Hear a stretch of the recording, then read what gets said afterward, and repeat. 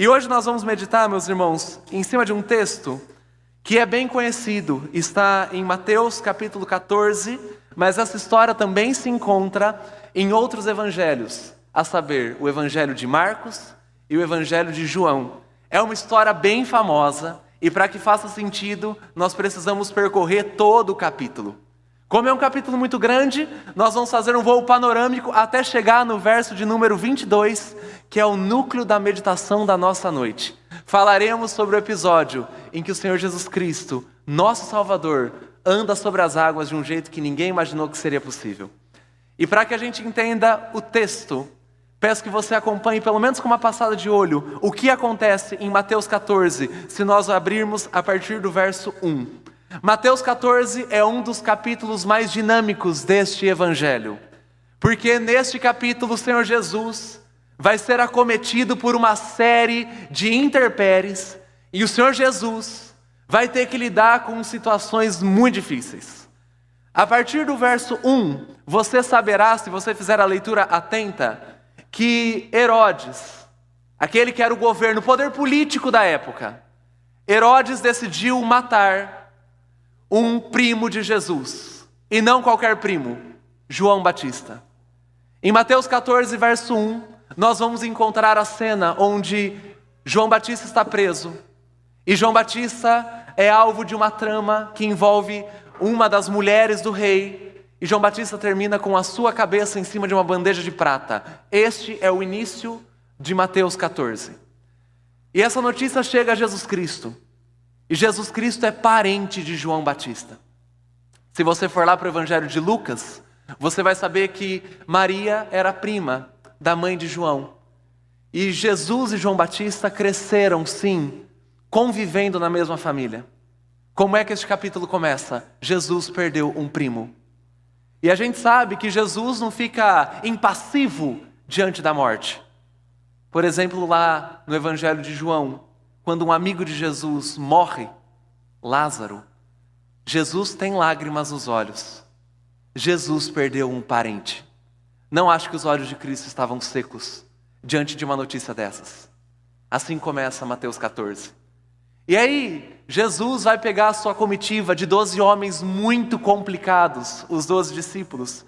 E no verso 13, você vai encontrar Jesus indo para o deserto. O que Jesus Cristo queria no deserto? Jesus queria ficar sozinho.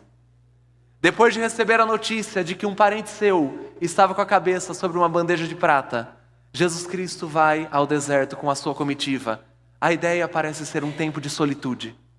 Igual eu e você, quando perdemos alguém, queremos ficar sozinhos. Jesus parece querer fazer o mesmo. É como se fosse um tempo de descanso diante da morte. Mas a notícia de que Jesus Cristo está no deserto vaza, alguém publica e o negócio viraliza. E de repente uma multidão acomete as areias do deserto, e essa multidão é superior a 5.000 homens. Só de mulheres e crianças nós não temos ideia, de homens são 5.000. E esse povo todo vai diante de um Cristo enlutado no deserto. E aí tem a cena clássica, onde Jesus vê aquela multidão sobre as areias, escutando a sua mensagem, ouvindo a sua palavra, e Jesus faz um desafio aos discípulos. Vamos alimentar esse povo? E não tem padaria. Tem só um menino, com 5 pães, 2 peixinhos. E os discípulos, na menor da fé possível, falam: Jesus, o recurso é pouco, melhor a gente mandar esse povo para casa. E aí Jesus Cristo faz o milagre da multiplicação. E Jesus alimenta 5.000 homens, fora mulheres e crianças. Como ele estava? Enlutado. O que ele queria? Tempo de descanso. O que é que apareceu para ele? Apareceu para ele 5.000 pessoas querendo um milagre. E ele atendeu essas 5.000 pessoas. E no Evangelho de João, a gente encontra um dado interessante. Aquela multidão, ao ver Jesus multiplicando pães e peixes, aquela multidão começa a querer transformar Cristo em um tipo de líder político. Qual é o desejo da multidão que viu a multiplicação? O desejo é coroar Jesus como rei. E aí Jesus não quer isso. Agora, com esse cenário, temos Jesus Cristo no verso 22, que é o núcleo da nossa pregação. Peço que você acompanhe comigo do verso 22 ao verso 23. A palavra do Senhor diz assim: Logo a seguir, depois de todas essas coisas, Jesus fez com que os seus discípulos entrassem no barco e fossem adiante dele para o outro lado, enquanto ele despedia as multidões. E tendo despedido as multidões, ele subiu ao monte a fim de orar sozinho. E ao cair da tarde, lá estava ele só. Irmãos, veja só a cena que começa o núcleo da nossa meditação. Jesus Cristo está fazendo muita coisa. Ele está atendendo gente, ele está multiplicando pão. E Jesus Cristo, diante do clamor daquele pessoal que gritava para que ele fosse um líder político, decide mandar os seus discípulos à frente, em um lago. Qual é este lago? É o famoso Mar da Galileia. O Mar da Galileia, meus irmãos, ele tem mais ou menos 10 quilômetros de comprimento de uma ponta à outra. Logicamente ele é arredondado, ovalado, mas o Mar da Galileia, ele é um grande de um lago. E esse conjunto de águas fica cercado por alguns montes. Ali é onde o povo de Jesus, os judeus, pescavam e navegavam. Mas o povo de Jesus, os judeus, sabiam que o Mar da Galileia não é o lugar mais tranquilo do mundo para você navegar. Os montes ao redor do lago formavam uma espécie de canal de vento. E, eventualmente, ventos que vinham de fora de Israel podiam soprar por entre aqueles montes e eles afunilavam os ventos que batiam sobre as águas com muita intensidade. O Mar da Galileia é sorrateiro. Ele não é um mar seguro para navegar. E Jesus manda os seus discípulos. Por que ele faz isso? A gente encontra duas respostas. É bem provável que os discípulos não estivessem preparados para lidar com a tentação de um Cristo político. Era capaz aquela multidão querer transformar Jesus em rei e os discípulos serem os primeiros a entrarem nesse movimento. A gente ainda está falando de discípulos muito crus na fé em Jesus Cristo. Pode ser que eles confundissem as coisas. E pode ser que eles atrapalhassem.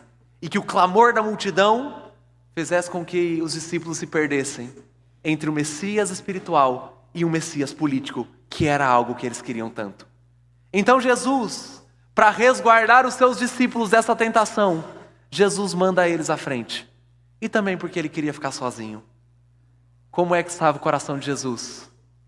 Cansado, perdeu um parente, quis ir para o deserto descansar, teve seu descanso, suas férias interrompidas. Ele quer orar e falar com Deus Pai. E aí Jesus sobe a montanha. E na montanha, Jesus Cristo, ao final da tarde, o que a gente sabe pelo horário dos judeus, mais ou menos 5 horas da tarde, Jesus fica orando ao Deus Pai. Lindo isso. Jesus orando, falando com Deus. Mas se Jesus está no alto da montanha, na maior da tranquilidade, falando com o seu Deus, falando com o seu Pai, o cenário é bastante contrastante com aquilo que os discípulos vivenciam. Veja ali, verso de número 24. Entretanto, o barco já estava longe, a uma boa distância da terra, açoitado pelas ondas, porque o vento era contrário.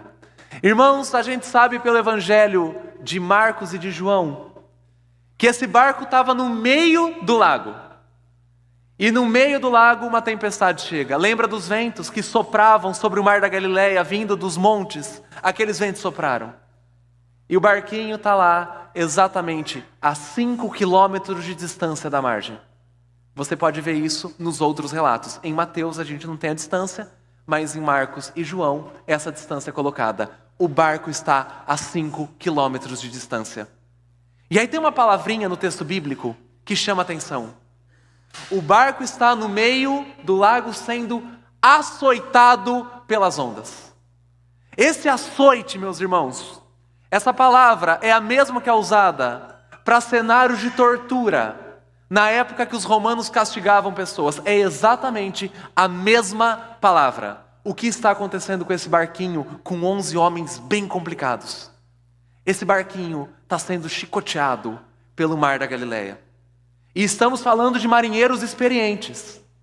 Mas são marinheiros experientes que estão lidando com um mar sorrateiro e traiçoeiro. Eles não esperavam essa tempestade. E tem um detalhe interessante.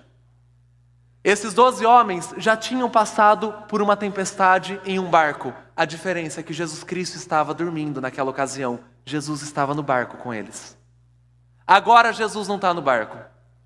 Os 12 homens estão sozinhos. Sozinhos. No meio do mar da Galileia. Pedro, Tiago, João no barquinho e as ondas fazendo a coisa pegar fogo ali. O bicho pegou no mar da Galileia. O barco está sendo torturado pelas ondas. E há um detalhe que é importante. Jesus não está no barco. Jesus está no monte. E parece que esses homens, eles vão ficar horas e horas, quase que no mesmo lugar, tentando avançar, mas o vento lhes era contrário. Você tem ideia? Não está falando aqui, gente, de pessoas como eu e você, que malemar a gente sabe pegar uma prancha lá na prainha de Arealva. Está falando de gente que trabalhava com o mar. São pescadores, homens que lidam com as águas. E homens que lidam com as águas, na melhor da sua expertise, estão presos no meio do mar da Galileia e não avançam. E são horas a fio, horas, lutando contra as ondas e sendo chicoteado por elas. E Jesus está orando. Aí na quarta vigília da noite, mais ou menos 3 horas da manhã, Jesus vai fazer uma coisa muito doida. Veja ali comigo a partir do verso de número 25. De madrugada, 3 horas da manhã, Jesus foi até onde eles estavam, andando sobre o mar.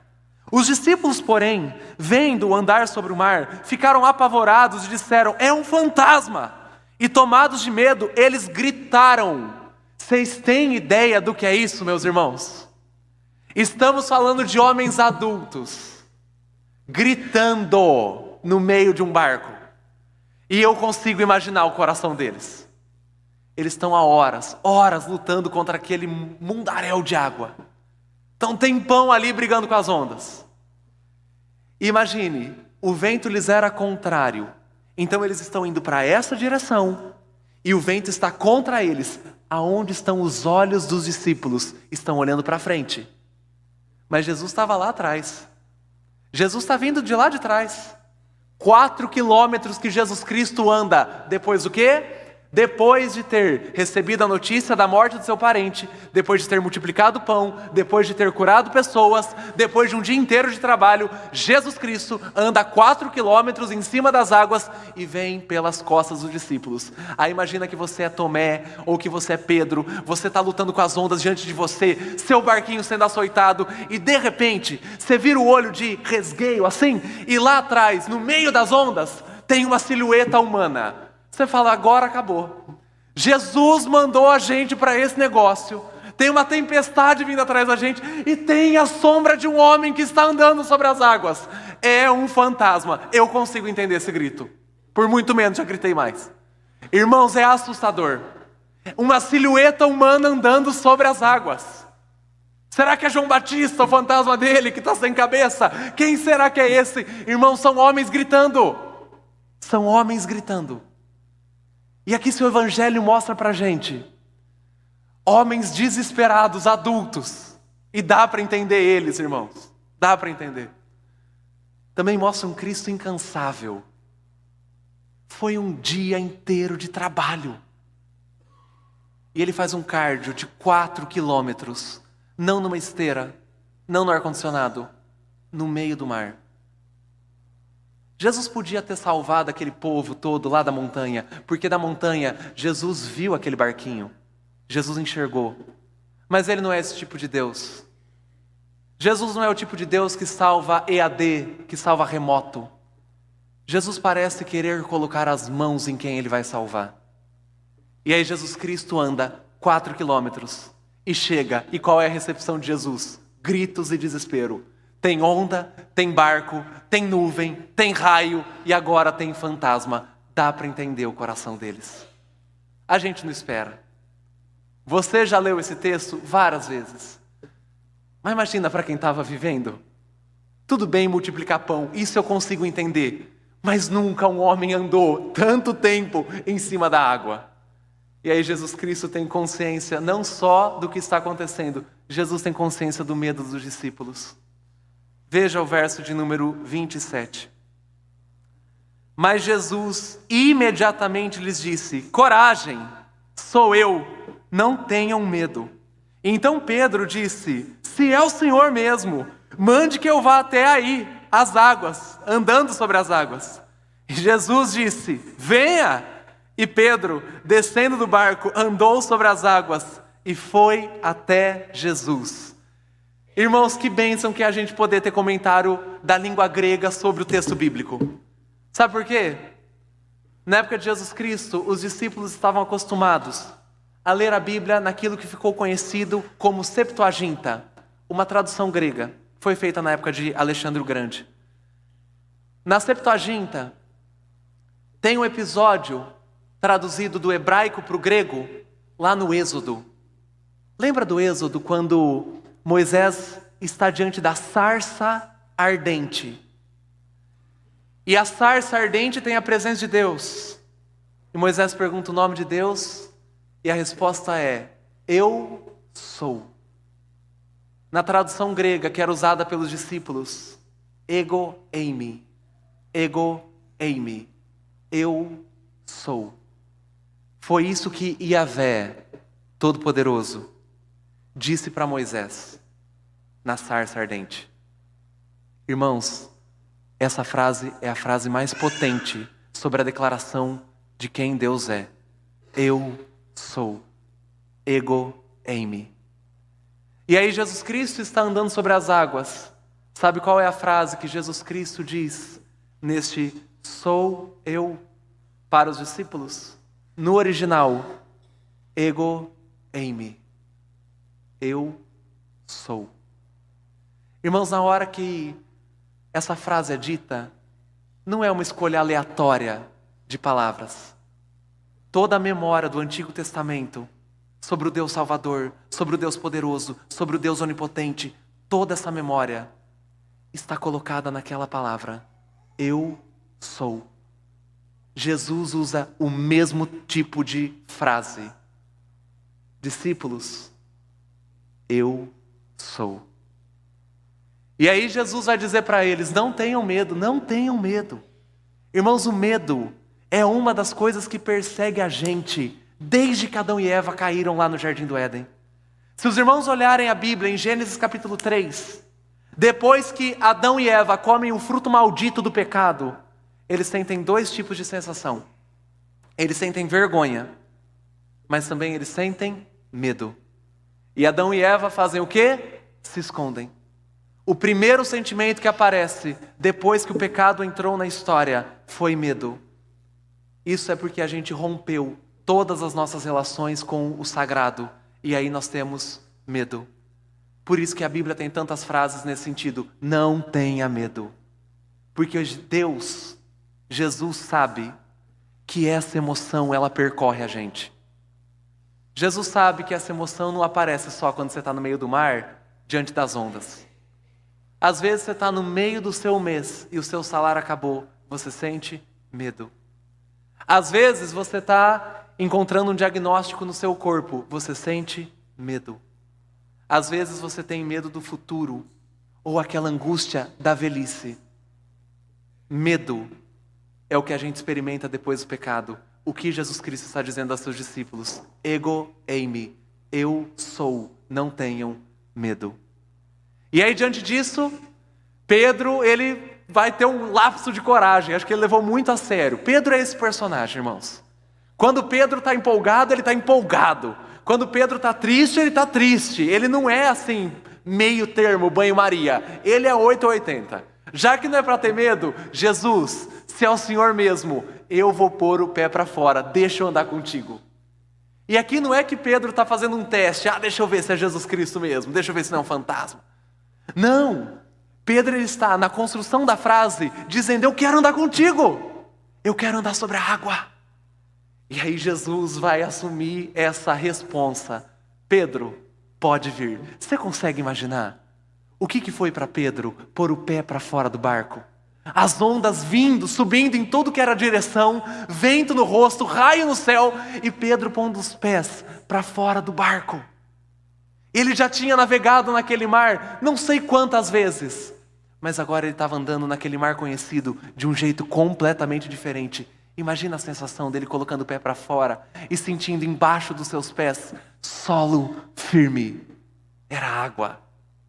Gente, que maravilhoso que deve ter sido esse negócio. Quando a gente chegar lá, eu espero que haja uma degustação do que foi isso. Espero que lá no céu Deus diga: pessoal, todo mundo que imaginou a cena, agora é a hora, vamos lá sentir o que Pedro sentiu. Porque deve ser fantástico pôr o pé para fora, no meio da tempestade, e o que sempre foi líquido, de repente ganha firmeza, pelo poder de Jesus. E aí o Pedro vai andando. Nossa, deve ter sido muito legal. Só que, gente, Pedro é humano igual eu e você. Veja o verso de número 30. Reparando, porém, na força do vento, teve medo. E começando a afundar, gritou: salva-me, Senhor! E prontamente, Jesus, estendendo a mão, o segurou e disse: homem de pequena fé, por que você duvidou? Teve medo. Irmãos, é natural. Pedro é feito de carne igual eu e você. Igual eu e você, várias vezes, a gente já viu Deus cuidar da gente em situações muito, muito estranhas. A gente já viu Deus cuidar da gente nos piores perrengues. Mas o nosso coração é carne. A gente não é Deus.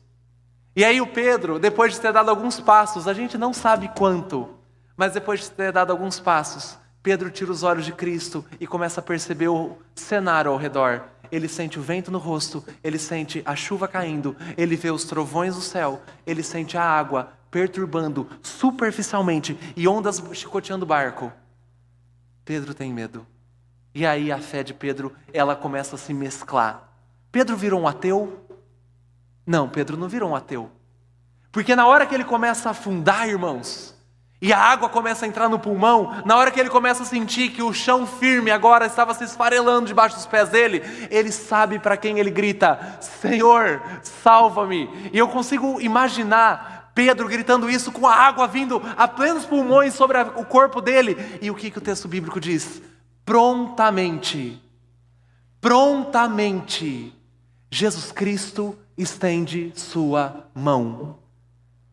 Quanto tempo demorou isso? Segundo o texto bíblico, parece que o pulmão de Pedro não enche nem um pouquinho de água. E prontamente, Cristo está com as mãos estendidas para a salvação do seu amigo, do seu discípulo, que é um pouquinho de fé, um pouquinho de medo. Qual que é o nome deste mestre de Pedro? O nome dele é Jesus. Irmão, o que significa Jesus em hebraico? Jeová é salvação. O que significa Jesus? Jeová é salvação. E aqui Jesus está trazendo à tona a identidade que ele carrega no seu próprio nome. Jeová está sendo o salvador de Pedro. Ele estende as mãos e ele levanta. E aí ele levanta e vai dizer uma frase que a gente vai gastar um pouco do nosso neurônio com ela. Homem de pequena fé, por que você duvidou? Irmão, como que você lê essa frase? Como que você imagina Jesus falando isso? Alguns irmãos escutam Jesus fazendo um tipo de repreensão, como se ele estivesse falando assim: ó Pedro, isso é difícil, hein? Alguns irmãos escutam Jesus falando essa frase em tom de deboche. Ei, fezinha, hein? Puxa vida, pequena fé. Alguns irmãos escutam Jesus falando essa frase com um tom sarcástico, ou até com aquele tom de desdém. Tem irmão que escuta Jesus falando essa frase com um risinho no rosto, ou Jesus falando essa frase com bastante alegria. Mas a maior parte dos irmãos com quem já conversei sobre essa passagem escutam Jesus fazendo uma censura. Sabe qual que é a parte interessante? Nós não sabemos qual é o tom de voz que Jesus usou para falar com Pedro. Não sabemos. E uma vez conversando com um pastor amigo meu, numa conversa sobre aconselhamento pastoral, esse pastor falou para mim o seguinte: achei genial. João, sabe esse texto aqui? Não dá para saber o tom de voz de Jesus, mas dá para saber o que a pessoa pensa sobre Cristo quando ela pede salvação, quando ela é uma pessoa de pequena fé. Se nós, ao lermos essa frase, ouvimos Jesus com ar de deboche, é porque nós imaginamos que Ele não tem prazer em ser Salvador. Se nós, ao lermos essa frase, ouvimos Jesus com um tom sarcástico, é porque a gente ainda não entendeu quem Jesus é. Essa frase revela o que a gente imagina que Deus diz quando a gente pede para Ele nos salvar. Mas essa frase também nos revela o seguinte: a despeito da nossa imaginação, se Cristo está censurando Pedro ou convidando Pedro para crer mais, a despeito do que a gente possa interpretar sobre essa frase, um fato é objetivo: Jesus salvou Pedro. Ponto final. Isso é fato objetivo. Por que isso aqui é importante, irmão? Porque vai ter um momento na sua vida que você vai afundar. E o diabo vai tentar desenhar Deus na tua frente como se Deus fosse uma espécie de castigador cósmico.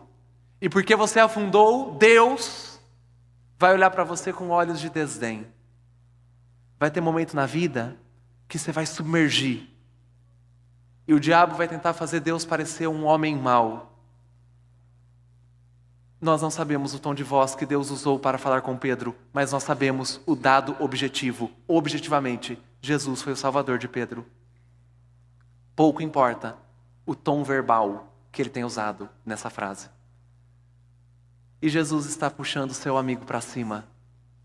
Vem para cima, Pedro. E aí a cena termina. Verso 32. Subindo ambos para o barco, o vento cessou. E os que estavam no barco adoraram, dizendo: verdadeiramente, o Senhor é Filho de Deus. Gente, como é que termina essa cena? Como é que termina essa história? Pedro está molhado, Pedro está encharcado, mas Pedro está de joelhos, junto com os outros discípulos, e eles estão reconhecendo a identidade daquele homem que faz o mar ficar parado. Jesus Cristo pisa no barco e o vento para, a onda para. Quem é esse que o mar e o vento obedecem? Quem é esse que faz seu caminho na tempestade? Quem é esse que anda sobre as torrentes das águas? Os discípulos vão responder: verdadeiramente, o Senhor é o Filho de Deus. Como termina essa história? Eles estão molhados, as férias foram frustradas, mas eles estão de joelhos, reconhecendo a identidade do Messias. Verdadeiramente, o Senhor é o Filho de Deus. Irmãos, eu amo essa história. Amo ela de paixão. Gosto de ler esse texto, ouvindo a música Oceans, da Hillsong, e vai a cabeça longe, pensando um monte nisso aqui. E às vezes até falo com Deus: Deus, quando eu era pequenininho, eu falei: Deus, deixa eu pôr o pé na piscina e ver se vai. Nem preciso falar o que aconteceu, né, irmãos? Molhou a roupa. Mas é linda essa história. Como que a gente lê isso e aplica isso na primeira IPI de Bauru e para o povo de Deus que nos assiste? Uma história tão bela. Quais são as aplicações que a gente consegue pensar do texto para a vida do povo do Senhor? Irmãos, eu penso em 4 aplicações diante desse texto maravilhoso. E a primeira delas é focada especificamente para quem está enfrentando tempestade no meio da vida. Eu sei que nessa igreja, e para quem está assistindo a gente no YouTube, tem muita gente enfrentando tempestade. Tem muita gente que estava no seu barquinho tranquilo, vivendo a vida no melhor dos cenários. E de repente, os ventos viraram contrários, e você não sabe mais aonde está vindo onda. Tem gente nessa igreja que está enfrentando tempestades de níveis absurdos. Gente que está olhando para a vida e vendo onda atrás de onda, sem esperança e sem expectativa. Irmãos, para você que está enfrentando tempestade, o que é que este texto fala para a gente? Que o nosso Deus é pastor de Israel, mesmo no meio do mar. E que não haverá onda neste universo que fará com que Jesus Cristo encontre barreira para chegar no seu povo, no meio da tempestade. Para você, crente que sofre, em nome de Jesus Cristo, teu Deus sabe criar caminho no meio do mar. Teu Deus não tem limitações. Quantos quilômetros ele andou? 4 quilômetros. O que ele fez? Ele criou o caminho onde não havia caminho.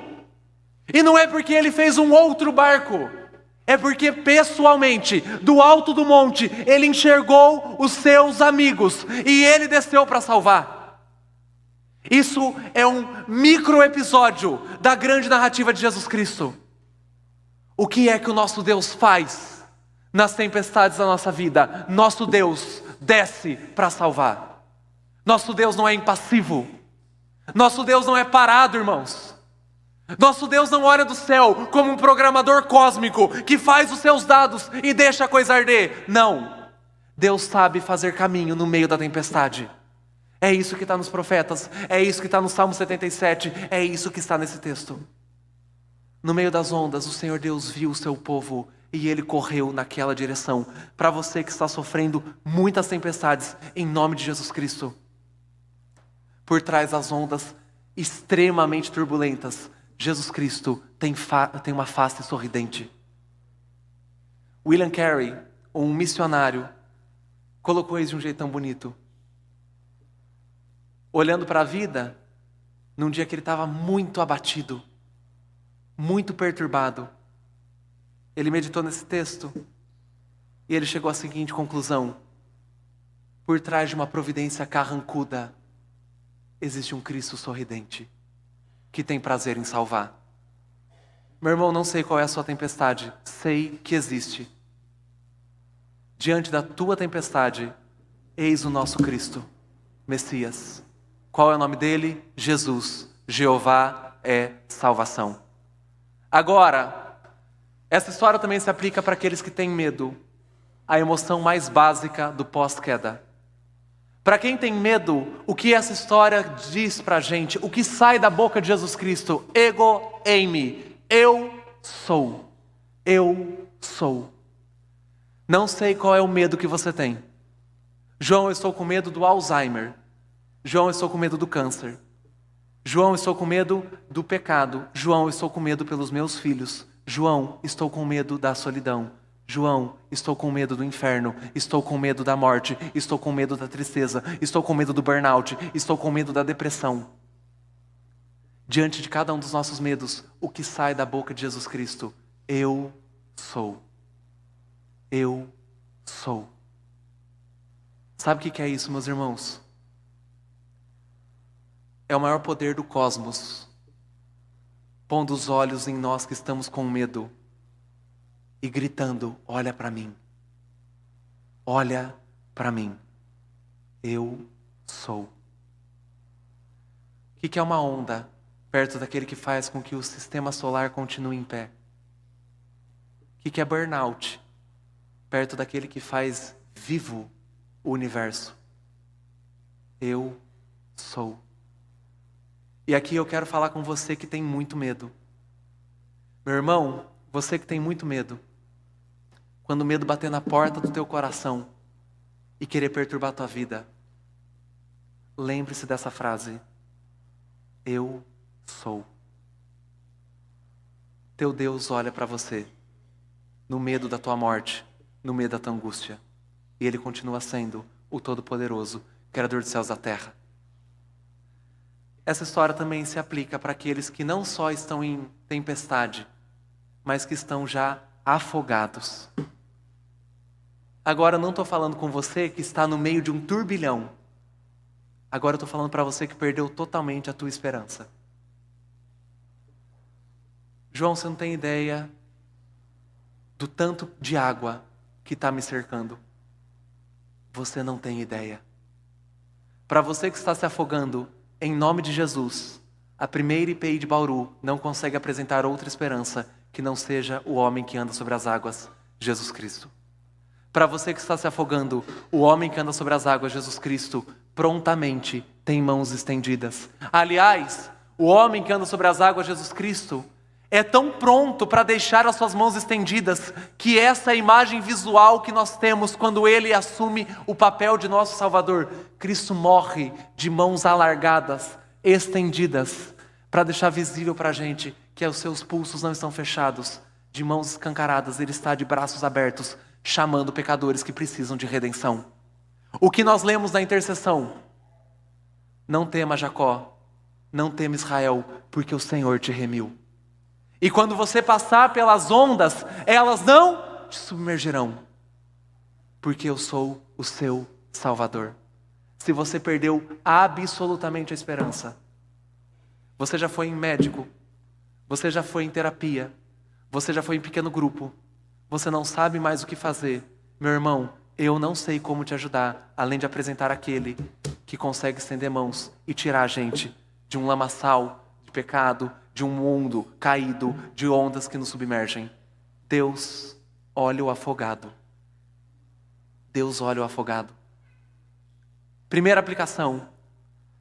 Se a gente está enfrentando tempestade, meu querido irmão, minha querida irmã, nosso Messias é maior.